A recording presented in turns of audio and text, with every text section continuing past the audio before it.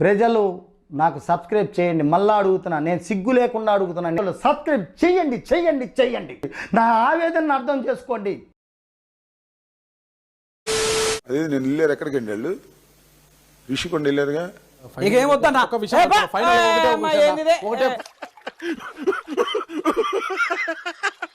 బ్రహ్మాండమైన అద్భుతమైన ఒక బిల్డింగ్ కట్టిస్తే శాల్వా కప్పాల్సింది పోయి, నన్ను పొగడాల్సింది పోయి, ఇంకా అవార్డు ఏదైనా ఉంటే నాకు ఇవ్వాల్సింది పోయి, ఏంది మాటలు?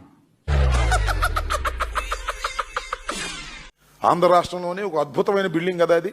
పైన సీలింగ్లు ఊడి పడిపోయే బొచ్చు ప్యాలెస్లన్నిటికీ ఏంటి బ్రో అంత మాట అన్నావు?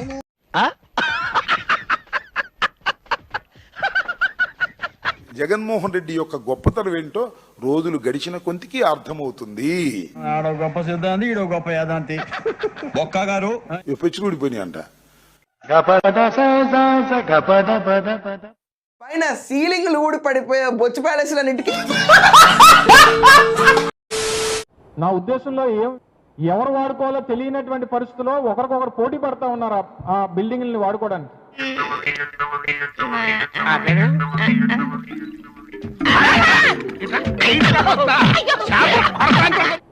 పడిపోతే ఎక్కడన్నా ఇక్కడ ఏం పడిపోతే నా నెత్తి మీద పడిపోదు కానీ మీ మీద పడిపోద్దా? అసలు నీ బొర్ర అమెరికా వాడికి తాకట్టు పెట్టావనుకో, భారతదేశపు అప్పులన్నీ పక్క పాలిగా తుడిచేయి. ఆ సీలింగ్ ఏమో ఆయనకి 8 అడుగుల దూరంలో, 6 అడుగులు 7 అడుగుల దూరంలో ఉంది సీలింగ్. ఆ పడిపోయిన పెచ్చులేమో ఆయన కాలు దగ్గర ఉన్నాయి. ఎదవ లాజికల్ చెప్తావేంట్రా? నేను అడిగేదేంటి, నువ్వు చెప్పేదేంటి? అదే స్వామి చెప్తారు, మీకు గుర్తుందా? మోటోడికి మొగిలి పువ్వు ఇస్తే మడి సంకలో పెట్టుకున్నా అంట.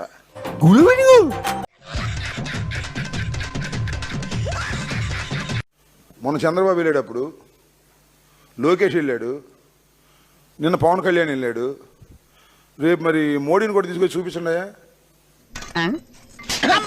ఇక్కడ కూర్చొని ఏమైనా మాట్లాడుతారా? ఎవడైనా ఒక్కరోజు ఆ సింహాసనం మీద కూర్చుంటే నొప్పి తెలుస్తుంది. అంటే ఈ లెక్కన నేను చూస్తుంటే నేను ఆంధ్రప్రదేశ్లోనే గొప్ప బిల్డింగ్ అనుకున్నా. లోపలేం లేదు, డొల్లా. వెళ్ళి చూస్తుంటే మాట్లాడుతుంటే ఇది ప్రపంచంలోనే అత్యద్భుతమైనటువంటి బిల్డింగ్ కట్టించాడు కావాలి జగన్మోహన్ రెడ్డి గారు అనుకున్నా. ఇండియాలో మన డబ్బా ఎవడు కొట్ట బావా, మన డబ్బా మనమే కొట్టుకోలే. ఏదో పెచ్చులు ఊడిపోయినాయి, లాగేశారు, మరి పీకేశారు. నుంచోనా ఎందుకన్నా? ఓ పద్ధతిగా ఉండదు నుంచోనా. అద్భుతమైన బిల్డింగ్ కనపడుతుంది కదా.